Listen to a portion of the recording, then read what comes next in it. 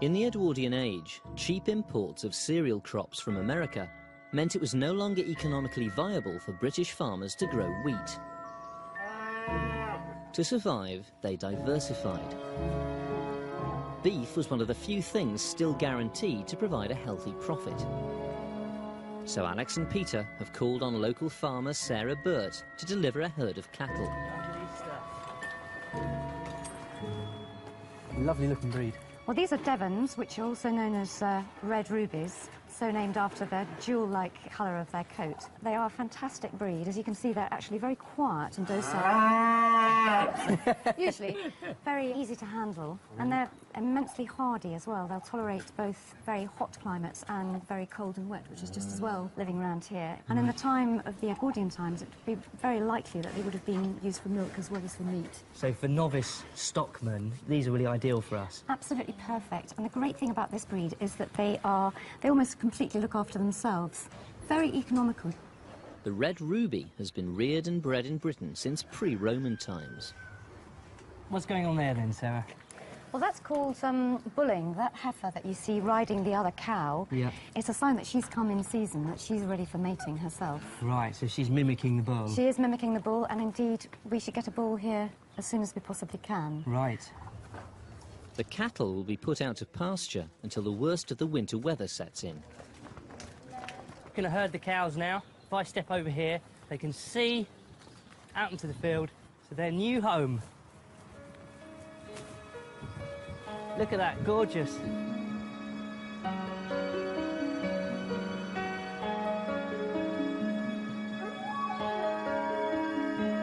It's not just the farm that they're stocking with animals. The cottage needs a regular source of milk, and Ruth's got an Edwardian solution. Most of your milk from your cows was going off to market one way or another, commercial sort of farming. And that often meant that there was next to no milk left in the countryside for families. So many people kept a couple of goats in all the scruffy bits of land, and with all the scruffy bits of grazing that wouldn't be good enough for a cow. They must be milked twice a day. It's a job that's proving a challenge for the novice goat farmers. Setting you up. What's she doing? No, she's nibbling my trousers. The thing is, I've seen, I mean, in terms of goats being milked, I've seen these stands, basically, that you get there. It's like a tabletop. Yeah. You walk the goat onto. Yeah. And then you're milking them up there. Having done about 2 days' worth of goat milking, I can see exactly why those stands have been invented. Push so the milk goes into the Oh, teat. I've just done it, there we are, all over my arm. Oh, Whoops. she's in it. Your aim seems to be a little off. Sorry. Can we give it a go? Yeah, if you like. Right. Your aim's worse than mine.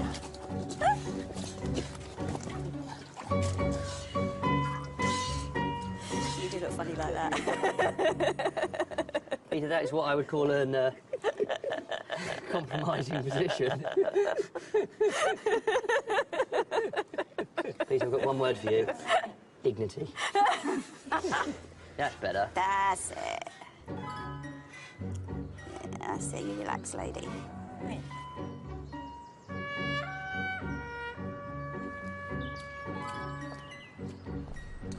In Edwardian times, the Tamar Valley was famed for its huge market gardening industry. Thousands of acres of fruit, vegetables and flowers once grew here in the warm, damp, sheltered conditions. Thanks to the railways, produce could be in London within 24 hours of being picked. The government even produced advice for farmers who were looking to grow cash crops, like strawberries. Board of Agriculture and Fisheries, leaflet number 207, growing of strawberries. And it's giving us information on the sort of money we expect to make on that, which is really useful. It says gross returns may be said to lie between £40 and £60 per acre. That is good, isn't it? Against stock or arable, that's... Certainly gives wheat. For the Edwardian farmer, growing strawberries was very profitable. In today's money, this would mean earning around £5,000 per acre. In this region, it was clearly a lucrative crop to grow. And farming in the Edwardian period was different in every part of the country, and round here, market gardening was the big thing. You know, the microclimate here is such that it's warm and wet at the earliest part of the year. Yeah, and we're on south-facing slope here, so these strawberries are going to be ready and ripe long before anybody else's in the entire country are ready, which means we're going to get a premium price for them. Morwell and Keys market gardens grew strawberries until abandoned half a century ago. Now the team want to bring them back to life, but it's going to be a race against time. The slopes must be cleared and replanted before the first frost if they're to get a crop next June. First, they're rescuing the few remaining strawberry plants, tangled amongst the weeds. We're sort of potting all these little tiny new plantlets whilst they're still attached to the parent plant. So the plant sends out a runner, grows a new little plantlet, but while it's growing, it's still fed by the main plant. As it's starting to root, instead of it rooting into the soil, we want it to root into our little pots. And once it's established, then it no longer needs the parent plant, and you can snip off the runner. They really are ready, aren't they? If we left it much longer, they'd have started rooting in the soil themselves, and then lifting them would have damaged the roots. Yeah, would have destroyed the plant. It's such a great job in the rain, isn't it? No. Today, this is the life. Having rescued the strawberry plants, the next job is to take the terraces back to bare earth. It's a chance for the farm's latest recruits to earn their keep. Right, this one looks particularly overgrown here. Look at this tasty weeds. You'll love it. We're just going to stake out our goats. Essentially, it's just got so overgrown, and what we want them to do is do a little bit of hard work for us first. Just eat back all the plants, so when it comes to turning it in the midwinter, it's just a little bit easier. Machines don't clear land anywhere near as well as animals, do they? No, not nearly as good. No. While the goats get to work, the boys are taking delivery of an important new resident. To breed cattle, they need a bull. Hi, Paul. Hi, Paul. And local farmer Paul Hutchins is lending them his prized specimen. Well, here he is, Shellamil, King David II. He's a ruby red Devon bull. The Duke of Bedford, he owned the majority of the land in this area, and he believed that they were the best cattle for small farms. Right. So in terms of sort of authenticity, these are the sorts of cows that the Duke of Bedford would have been promoting on these very farms here. Exactly. He has got aristocratic lines, being King David II. Right, OK. So maybe he's a friend of our Duke. Come on. Good boy. Come on. Come on. Come on. Hey, hey, hey. He's coming through. Coming through. Good boy. Good boy. Get you back with your girls, Need that David. gate open. Good. We need that gate open. Go ahead to the gate, then. You get All the they gate. need to do is to put the bull with the cows and let nature take its course. Come on. Come on. Simple. Yeah, I know. Go on, David. Come on. Good boy. Come on. Come on, out the hedge. Oh, no. I think he's going to go. I'm just keeping an eye on him. You guys go in there, I'll keep an eye on him. Come on, David. Yeah, Come on. That's good. Let's all just calm it now. Just calm it right down. Where's that food? Where's the food? Well done, Cheers. sir. You didn't need us there. All right, boys. Here we are. Hey, through the gate. Come on then, boy. Good boy, David. Wow. See? That wasn't such a trauma.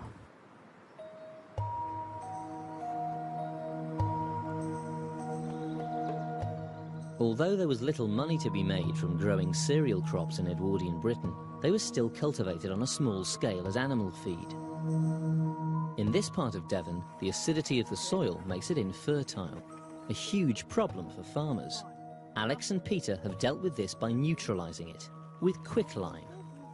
This scientific approach will ensure the soil is healthy enough to grow crops. And in the Edwardian age, growing crops still relied on good old horsepower. The farm has two shires, Prince and Tom, I'm fine, thank you. and it will take their combined strength to drag the plough.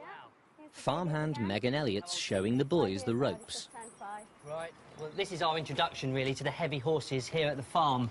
And it's a fantastic opportunity for myself and Peter to get to grips with working with two horses. Two-horse work we've done, we've always had someone sort of holding our hands. So this time, we're hopefully going to sort of go it alone and see if we can get these two to work together. And, of course, they're working with two complete novices in Peter and myself. Do you have any set commands that you use? I do, yeah. To come to the left when you're driving them, you need to say, come by. Come by. Come by. And then to go round to the right, I say, come around. Come around, lads. Come around. In the Edwardian era, over 1 million shires worked the land, and they were still used in farming as late as the 1950s.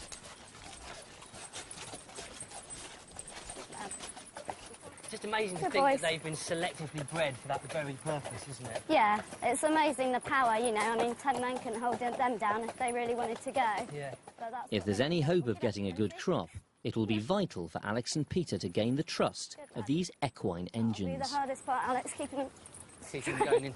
See, they want to walk on the grass. I'm hooked up. Whoa, whoa, whoa. Yeah, I'm a little bit more nervous now. No, cool, so all right. It's going to be fun, Peter. No, Casey, out the way a minute. So. Depends on your definition of fun.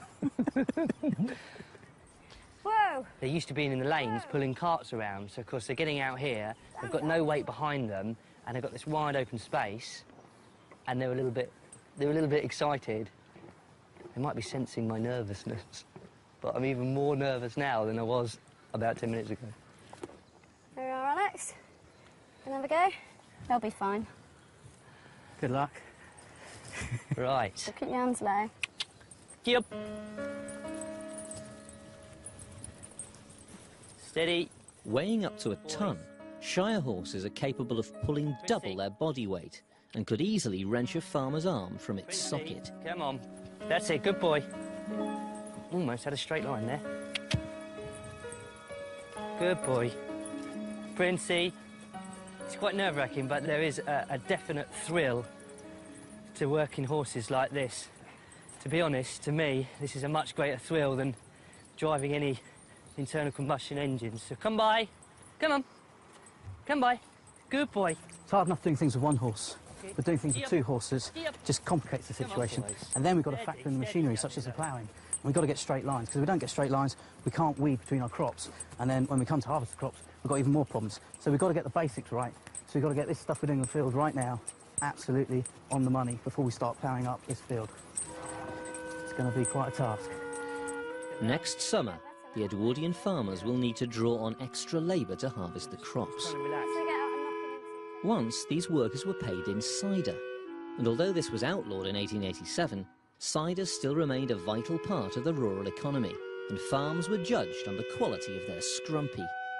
Alex and Peter are keen to follow in this tradition, but first they need a decent crop of cider apples, about a ton, so they're checking out Morwell and Key's cider orchard.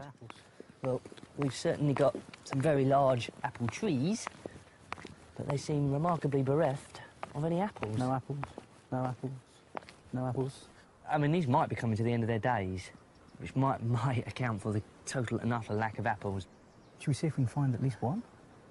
Can you see there's a little red thing up in that tree? I don't know. It's either a robin redbreast or a single cider apple. So at least we know they are apple trees. At the peak of the drink's popularity, there were over 350 varieties of cider apple available. Right, here we are.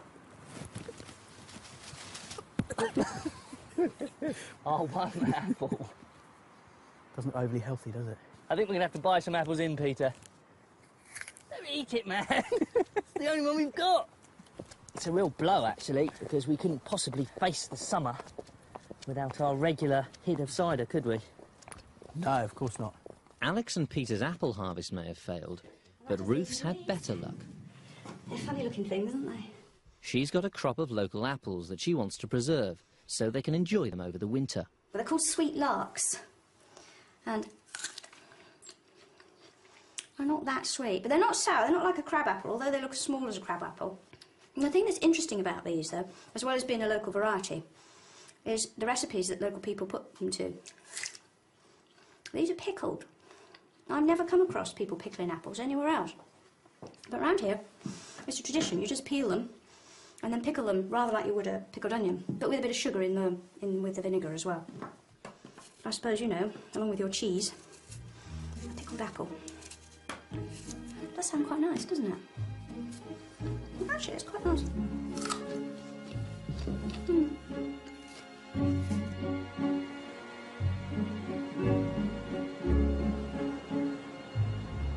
Thwarted in their cider apple quest, Alex and Peter are taking drastic measures. Well, I suppose being down in the West Country, we can't be without our cider. And with the woeful harvest from our own orchards, we've had to go out and purchase ourselves a ton of cider apples, and we're just taking them up to the press. So hopefully, come spring, we'll have some fantastic scrumpy of our own. Alex and Peter are taking their apples downriver to a cider press at Cateel in Cornwall. Navigating the winds and tides of the Tamar needs an experienced touch, so the boys have called on boatman Joshua Preston. He's been sailing down the Tamar all his life. I suppose the best way to move anything around these very, very steep valleys is via the river. Via the river, exactly, yeah. Up from Plymouth with dock dung, limestone. Yeah. And then produce, of course, from the market gardens up here, straight down to Devonport and market. Basically, every industry in this valley, from market gardening to the mining and farming, was reliant on this river. Yeah, a highway.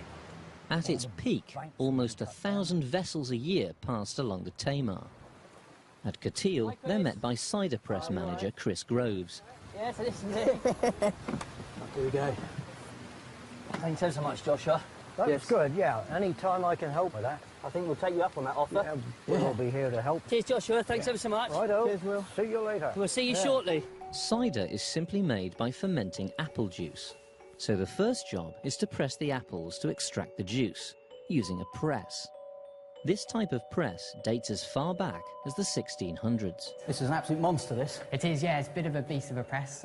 Yeah, quite large. So we've got the large beam at the top and the single screw. So, yeah, it'd be good to get it up and running. Well, we've got the best part of about a ton of apples. OK, brilliant, yeah. So what do you want to do with them? Well, the first process is we're going to have to mill the apples, so... Should we get them pulled? Yeah, let's get going. Milling the apples will turn them into what's known as pomace. Well, it looks like the pony's got the mill working properly here. You can see the two stones with the teeth in there to grind up the apples, so it's now a case of just very, very slowly starting to introduce the first few apples. There we are. Just to get the pony used to the sensation of having something to pull against. In Devon, apple pomace is traditionally bound in layers of straw to make a package, or cheese, ready to be pressed. The word cheese originally referred to anything that was wrapped up. And then what we're gradually going to do Okay. is just to build up a layer radiating out from the centre of the cheese. Right, and what does this straw do? It just contains it and it allows us to build the cheese up to a good height so we can fit all your apples in one go. So we're going to build this up in layers, aren't we? Yeah, so this is just going to be our first base layer, and then with the apples and that, we'll hopefully get at least 6 layers going on this. That's probably enough straw now. We're ready to start putting on our first layer of apple pomace.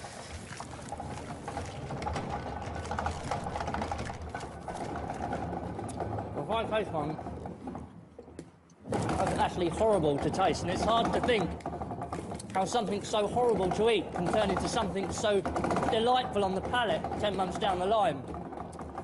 But proper cider apples, you see, have the right mixture of sugars and of yeast and of tannins as well. And it's that proper balance between the three, which means that when this goes into the barrel after the press and starts to ferment, it produces a sweet-tasting cider, good scrumpy cider.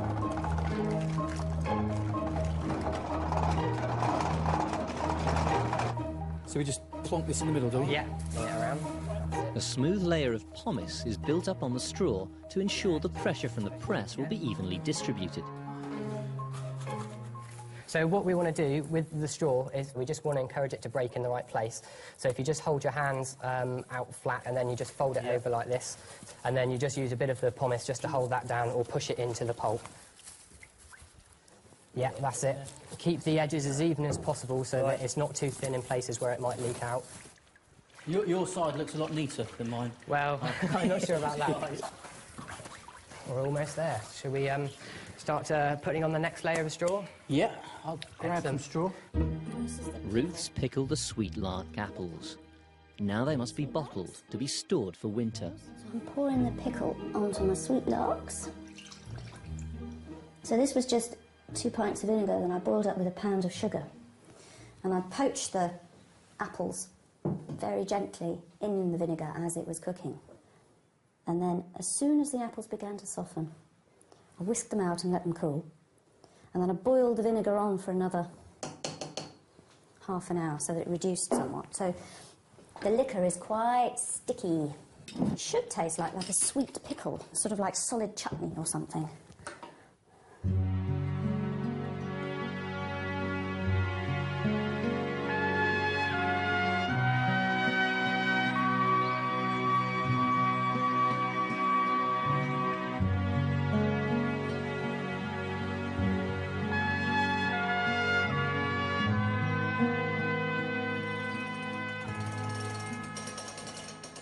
6 layers of pomace have been built. Now the cheeses are ready to be pressed. The head block alone weighs half a ton, allowing the screw to deliver several tons of pressure.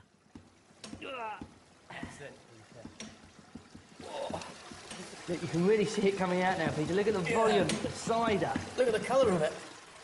Apples are 80% water, so a ton will produce up to 100 gallons of cider.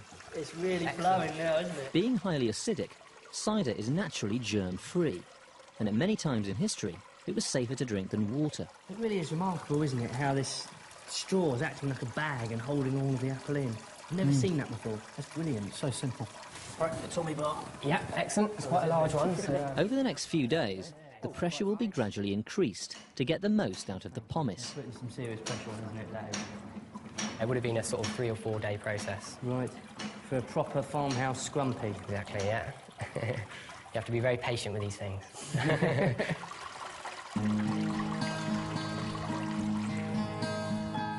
Perfect. Yeah. Here we go.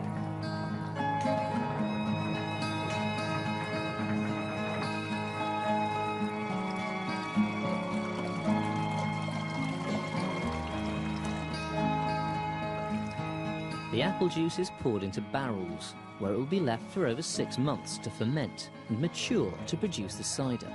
Smells good. Excellent. Look, you're taking over when we get to the Tamar. What, when we get to start going uphill? We're still in Cornwall.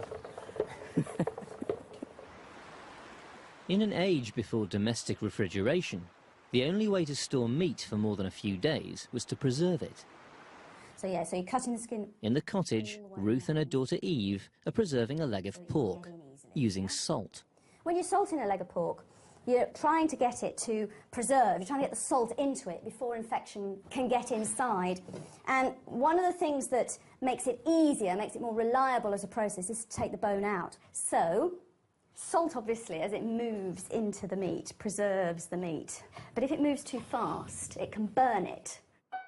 Salt sucks the moisture out of the flesh, drying it out to preserve it. Ruth's using a mixture of different sized salt crystals to penetrate the meat at different speeds, ensuring all the tissue is preserved. And I shall be wanting all of that sugar. She also adds molasses, which helps draw out the moisture, and some cloves for flavour. So the salt mix is always called a pickle. I mean, nowadays we tend to think pickle just means vinegar. But the old word pickle meant anything that you preserved something in. All right, let's just put it into the salting trough. Okay. And rub it firmly into the meat. But you do want to make sure that you get the mix in every little tiny nook and cranny. If you feel the finer salt is already sinking into the meat, and you're left with the big crystals on the surface. And it's only been on a minute. And already changes are happening. Yeah. It's getting in the way. Applying weight speeds up the drying process. Clunk. So we should see dripping. Oh! It is. Yeah, there. it's dripping already. It's dripping already. Excellent. Right. Bones can go in the stock pot. Okay. Trotter. That's for tea. round here. Boatman Joshua's returned to Cateel Quay to transport the fermenting cider back to the farm. I don't think I've ever worked so hard for a pint of cider, Peter. No. Well, we're all looking forward to that. A barrel of cider weighs getting on for a quarter of a tonne, so Joshua's craning it into his boat using a barrel hitch, once a knot every boatman would have known. Okay, steady, guys. Steady. Precious cargo there, look. Very precious cargo. We're not talking about Peter either. The Eagle has landed. We've got the wind on us, you know, here. The wind on the Tamar is unpredictable, so sailors often relied on their oars rather than their sails to navigate the river. That's dropped. Yeah. But they were at the mercy of the river's tides, only able to row with the tide, never against it. Joshua, I feel like it's our cider that maybe we should be doing some of the hard work here. So is it time for a little rowing tutorial? I would think so, yeah. Okay. Just give the oar just a little twist as she comes out. Right. Like so. Right, let's have a go then. Let's have a go. Peter, there you go. Thank you. I'll just stand by the tiller. Right, we go together, lads. So basically, all passage on this river and all the industries that rely on it are dictated to by the tides. Exactly right. You know, you work the tide up and you'd work the tide out again. Right. If conditions aren't right, we don't sail. And are these the remnants of market gardens back over my shoulder there? Yes. These are old Edwardian market gardens. Yeah. Look at that, Peter. Heave her up and away we go, and we're bound for Santiago. Do you know the rest of that one? Well, no.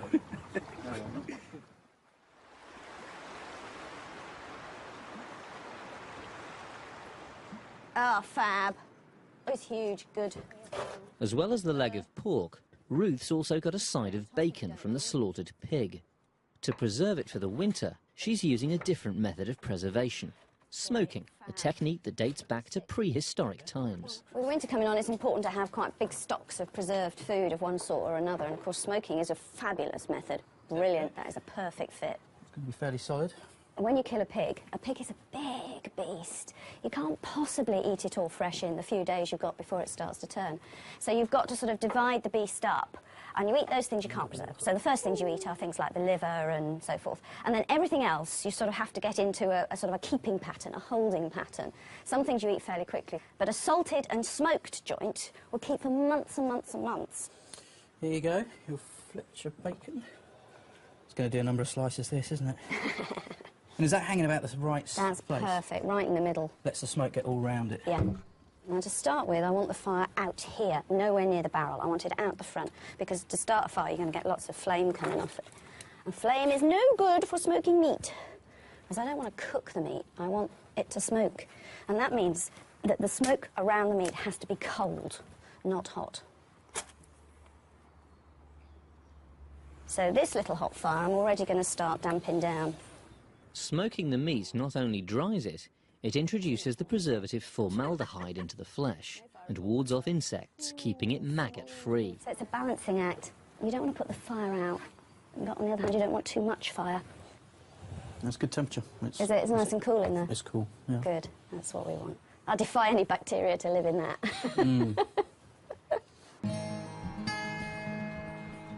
It's been 2 weeks since Alex and Ruth rescued the strawberry plants from the abandoned market garden. Now these new plants must be separated from the mother plant.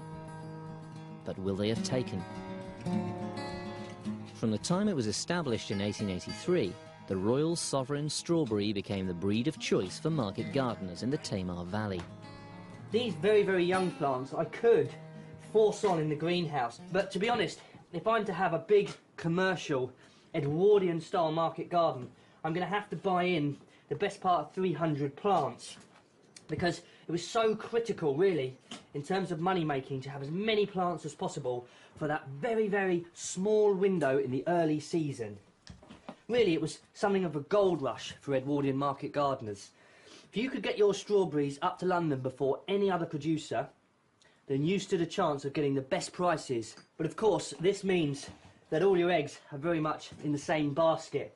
And if it goes wrong, you get pests in, you get disease, you get mildew, and everything will come crashing down around you, and all that year's worth of work will go to waste.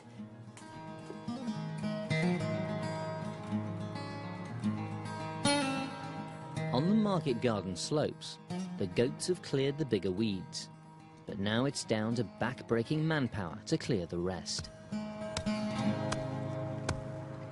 On slopes like these, you can't get machinery in, it's just too steep. You try to get a horse to pull a plough up and down here, the horse would struggle, you wouldn't be able to get any traction and pull. And you'd also tumble the soil down the hill much too quickly, so it's back to the ancient hand methods. Nobody's ever under any illusions that market gardening is easy. But when you just look at the size of ground as to be covered, all by hand, with next to nothing to help, it's quite a prospect. With the market gardening endeavour underway, and King David, the prized bull, getting to grips with his new herd of ruby reds, Alex is keen to set up another new Edwardian enterprise. Chickens have always been a part of the British farmyard scene, but it's really in the Edwardian period that they go from being a kind of hanger-on around the farmyard to a proper business and an enterprise in their own right. So me, being a big fan of chickens, I'm looking forward to having my own poultry quayside concern. He's come across an Edwardian photograph, giving a clue about the chicken enterprise that was once here at Morwellum. I'm trying to think of a location for my poultry concern, and in this photograph there's actually one here located just beyond these cottages here, and there, just behind it, is the poultry concern. So what I want to do is I want to go back into the Edwardian period and I want to recreate this poultry concern here just alongside this cottage. In the corner of a field, he's found a couple of chicken huts, very like the ones in the photograph. I've been given a tip off that this old chicken hutch is spare and free to be salvaged, so just have a look at its condition. I'm sure we can get a good chicken hut out of this. Ah, Peter. This is looking good. Not bad, is it? Looks fairly solid. It's in pretty good shape, actually. Just come around the end. Yeah. Look at these nest boxes. They're bone dry. Absolutely bone dry. Well, not anymore, but... No. But that's a good sign, isn't it? A fantastic sign. Having dismantled the huts, the boys are taking them down to the quayside, the same location the Edwardian enterprise was in. We're against it, really. It's already getting cold now, and, you know, one of the things you'd want from your commercial poultry enterprise is for your birds to be laying into late autumn and early winter, because that's where the real market for eggs would have been in the Edwardian period. So we've got to waste no time in getting this thing set up, getting the birds in, getting them happy, and getting them laying. OK. So there's the nesting box. Do you want to spin round? We'll just pop it up. Right. Straight on top. Yeah. Right. So your poultry concern? Yeah. It looks a bit kind of Eastern Bloc, circa 1953 or something. Not looking like the most industrious, egg-producing, meat-producing enterprise at the moment, is it? No. To expand the enterprise, Alex has ordered a consignment of new birds. They look good, don't they? They look lovely. Be good to get some new blood into the flock.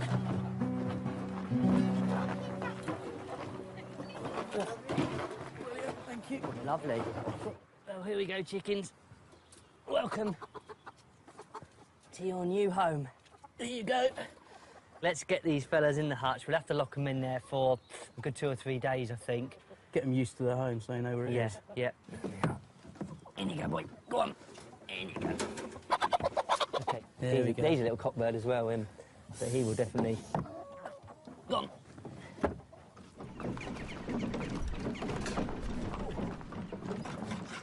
In the cottage, the pork's been salting for over a week, and most of the liquid has been drawn out. Of course, on an Edwardian farm, the chances are that we wouldn't have kept this for our own consumption, we'd have sold it. A ham sold to a urban family could buy you an awful lot of bread and jam. Outside, the bacon's been smoked for 3 days. It too is ready to be stored for winter. It's been smoking away merrily. So I'll just hang this up in the cottage now. And as long as we keep the flies off it, it should be pretty good. For the last few weeks, Alex and Peter have been practicing driving the two Shires, Prince and Tom, together. Come on. Gee up, Tom. Come on. OK, whoa, whoa, Princey. Alex is looking pretty good with the horses at the moment. Back up. Whoa. Stand. Good lads. Right. Now they're using the horses to pull a harrow to spread the heaps of lime fertiliser across the arable field. Come on, boys. That's it, boys. Come on. Good lads. Good lads. Good boys. Come on. Good lad. I have this really bad thing that I do, is I try and drive them like I'm trying to drive a mini metro. You know, and you're correcting yourself all the time, and actually it's about picking a point on the horizon and aiming for that, and if you're slightly off course, bring them round more like an oil tanker or a battleship rather than a, you know, a quick change. Come on. It's the most important thing to get to grips with, and I'm incredibly anxious about it because it's not something you learn overnight, and it's maybe a bit arrogant of both Peter and myself to think that we can, but we've got to have a go at it. We've really got to have a, you know, a stab at it and see if we can get close. Walk on. Walk on. Walk on. Good boys.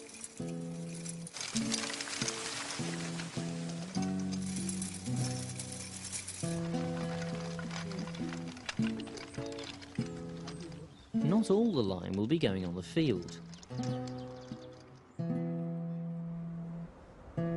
To the Edwardian farmer, it was a wonder product, as cement, lime wash, even disinfectant. But as quicklime, it's highly caustic. To make it safe, it must be added to water or slaked to produce harmless lime putty. It is having quite a violent reaction, and the steam that is coming off this is going to get up to roasting temperatures in the next few days. So we just need to get enough water in there. We've got 2 barrels worth. This is going to serve us really well for any building projects we have on later in the year. You can really feel the heat coming off this, can't you? Yeah, this is sort of barbecue territory, isn't it? Pretty much.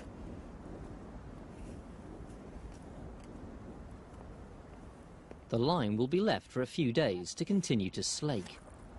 Thank the Lord for DIY stores, Peter. Good. The slaked lime putty must now be stored in a barrel. In Edwardian times, barrels or casks transported produce across the British Empire. They played a vital role in British economic life, so the barrel maker, or cooper, was a man of status. Once there were thousands of coopers in Britain. Now there are just a handful. Peter's travelled to St Fagin's in Cardiff to meet the only cooper left in Wales. Hi, Andrew. Pleasure to meet you. As with every barrel Andrew makes, he's not using any form of template. You haven't made any measurements at all. This is all by eye. There's a lot going on, and I think it has to be passed on. You have to physically do it to understand it. Aluminiums, plastics, other materials have come on board, which have killed off so many aspects of the craft, which is a shame. Yeah. Because once you lose the knowledge and the know-how, you don't bring it back. Ready? The barrel's strength will come from its curved shape, so the straight wooden staves must be bent. Right, so what do you do now? What I got in my hand is called a swab, Right. which is basically a bit of sacking on a piece of wood, but it's an ideal way of actually getting water into the inside of the cask, and that water will eventually turn into steam because of the heat, and that'll go into the pores of the wood, and over a period of time we will be able to make the timber hot enough and pliable that we can draw all the staves together. The only thing holding the barrel together will be these iron hoops. We'll start driving this hoop, which is on the middle here, down towards the bottom. So let's say hold the driver like that. Right. So make sure it protects your knuckles. If it slips off the hoop, just let it go. Okay. Okay. And we walk around quietly, okay? The steam has softened the staves so they can be bent into the familiar curved barrel shape, held in place by the hoops. Yet again, I've had the pleasure to witness a craft that sort of takes years to learn and a lifetime to perfect.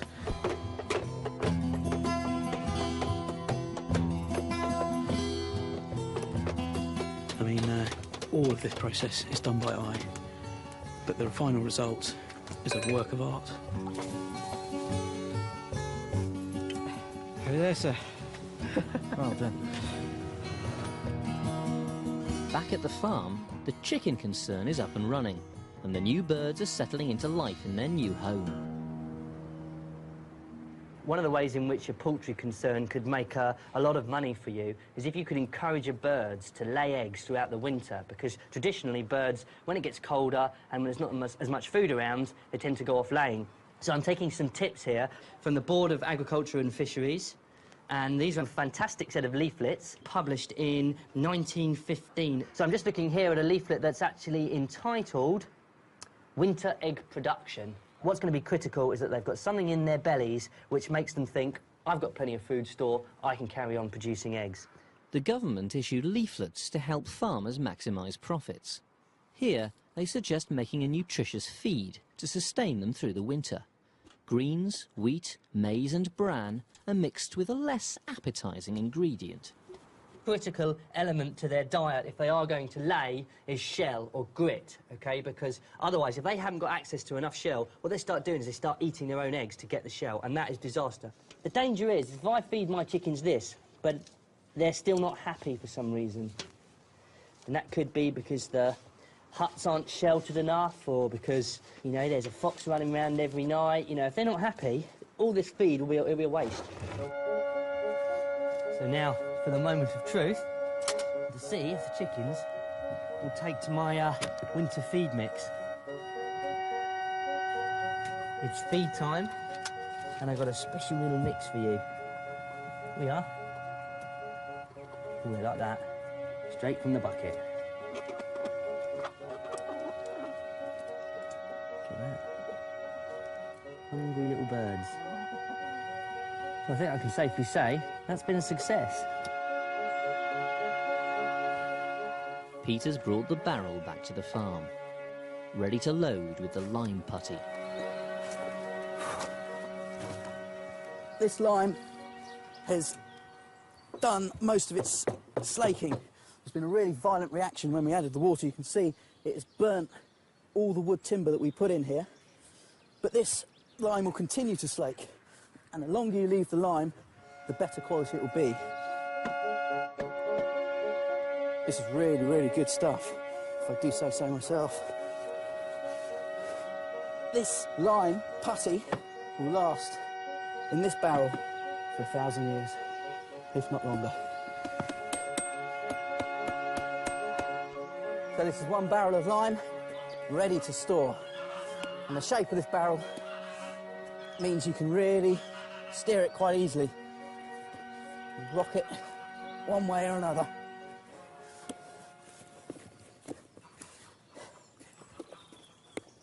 It's late October, and Alex's chicken concern is finally paying off. It seems the quayside chicken huts and the nutritious feed is a winning combination for egg production. Alex is keen to capitalise. How can I help you? Well, I wonder if you care to engage with me in an enterprise. The hens are doing such a great job, the team are getting more eggs than they can sell. It's great, this. I'm in a harvest already. Everything else we've been doing so far. You know, the market gardening, bringing in the beef, cattle. We won't see the result for months and months and months and months. This, already, a small income. Ruth's preserving the surplus eggs in lime and water. This stops air getting to them, so they'll stay fresh for longer. The lime kills bacteria. By having the lime in it, I've got a sterile solution that's going to stay sterile, however long the eggs are in it. The eggs will be stored in the larder, together with the rest of the preserved food. It's important the larder stays dry, a challenge when living in damp conditions next to a river. Ruth's found a solution in an Edwardian household manual. So the best way, a book of household hints and recipes. And it's got a wholesome pantry, A small box of unslaked lime kept in the pantry will absorb all impurities and keep the air beautifully dry and sweet. Well, that makes absolute sense. Unslaked or quicklime is trying to draw all the water to it, and that will draw it out of the atmosphere, hopefully, keep the door shut. My pantry, therefore, will be a dry place instead of a damp place. Looks like we might actually have something to eat this winter. The end of October will bring the first frosts of winter. In the market garden, the strawberries must be planted before the ground hardens if they're to get a crop next June. In the hope of ensuring a bumper harvest, Alex has bought in hundreds of extra strawberry plants to supplement those rescued from the slopes. Hey! These are strawberries. Yep, we've got a fair few hundred here. Gosh. We are just going to have to weed like absolute heroes to prepare the ground for these. I think we're going to have to start casting the net a little further and a little wider and see if we can find some soft fruit growers in the valley.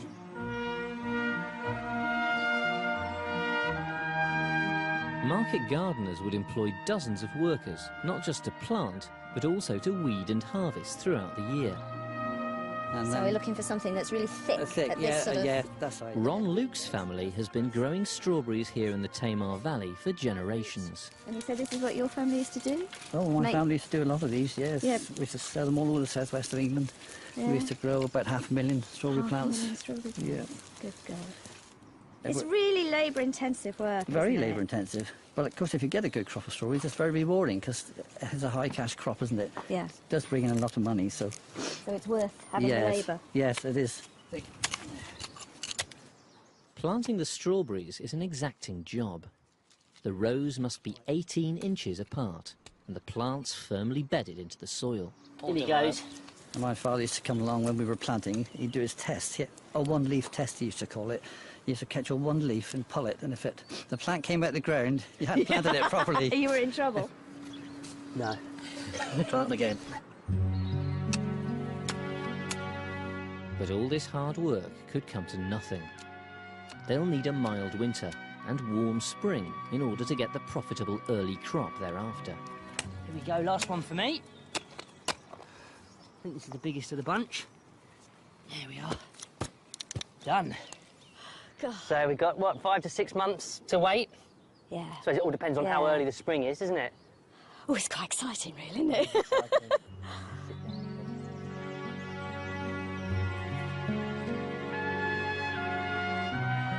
With their new enterprises up and running, the team have earned a celebration. It's October the 31st, so tonight they're having a special Halloween meal. And Alex has brought something for the table. Well, it does give me great pleasure to eat my own chickens. But whatever you do, I'm sure it'll taste delicious. We'll wait and see. Nice firm skin. Chicken was the sort of dish you had for special days. Without battery farming, of course, it took a lot more to raise a chicken for the table. And therefore, they cost more. In Edwardian Britain, chicken was really a rich man's meat. Most ordinary people didn't have chicken on a regular basis. For the Edwardian farmer, a dish like this would have stretched to several meals. And then the whole chicken goes on top. I want the whole chicken because obviously I'm trying to get maximum flavour out of him. If you use a modern supermarket chicken to cook something like this, it's pretty insipid. It's not very exciting food. But if you're using a bird that's been running around, that's a bit older, had time to develop a bit of flavour, not only does this sort of cooking make it something delicious when it would be a bit stringy if it was roasted, but it actually makes a dish that's really nice. It's a set of stronger poultry flavours that modern techniques have sort of made us forget.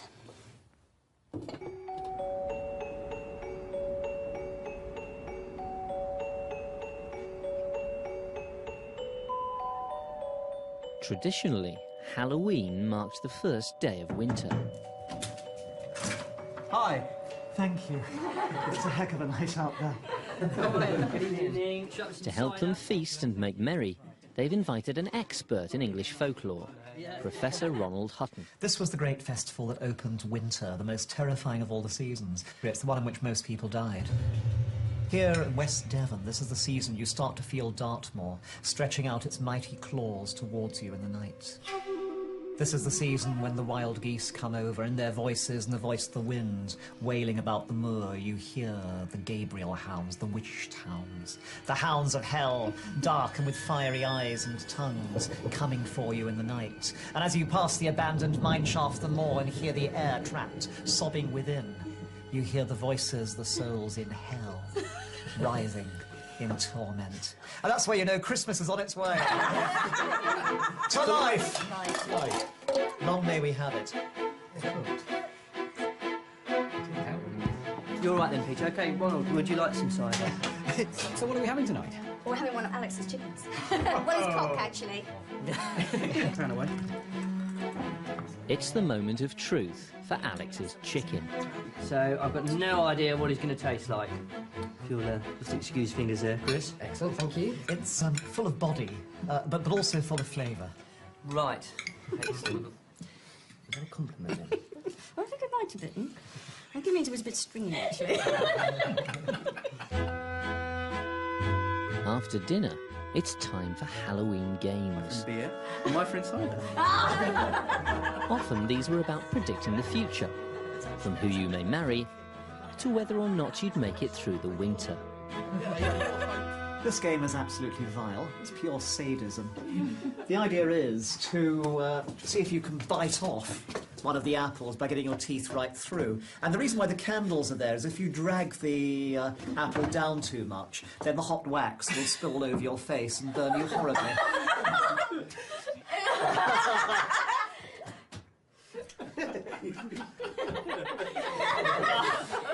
Undoable.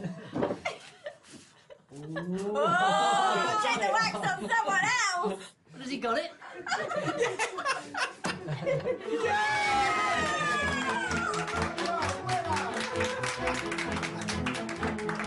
The reason why all these games tend to happen so much around Halloween is staying cheerful in the face of the coming dark and cold.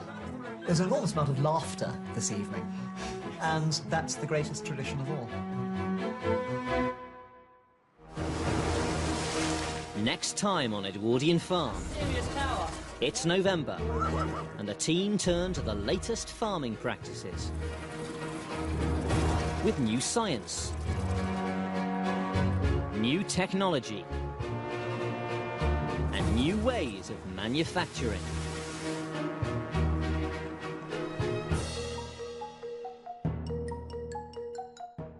Back 3,000 years, next on BBC Two and the Dawn.